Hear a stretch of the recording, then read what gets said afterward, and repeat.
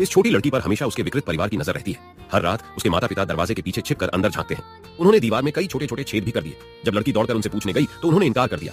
असहाय लड़की केवल एक एक करके टेप से छोटे छोटे छेदों को बंद कर सकती थी, लेकिन अगर वह सावधान न रहती तो कोई टेप के छेद में से अपनी उंगलियां घुसा सकता था। युको अब इसे सहन नहीं कर सका और उसे जोर से तोड़ दिया। जब वह पलटी तो उसने देखा कि उसके माता पिता फिर से दरवाजे के पीछे से उसे देख रहे थे।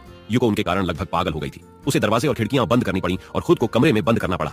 इस तरह वे झांक नहीं सकते थे, है ना? हालांकि आधी रात को छत पर ड्रिल की आवाज सुनकर युको जाग गई।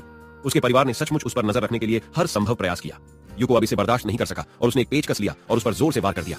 अचानक चीख सुनकर युको चौंक गई।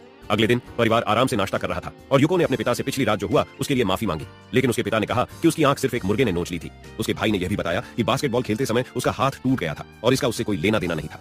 युको को पता था कि वे इसे स्वीकार नहीं करेंगे। वह अब इस घर में नहीं रहना चाहती थी और उसने अपनी मौसी के पास जाने का फैसला किया, जो पड़ोस के शहर में रहती थी। लेकिन जब वह स्टेशन पहुंची तो उसने पाया कि उसकी मौसी के घर जाने के लिए कोई बस नहीं थी।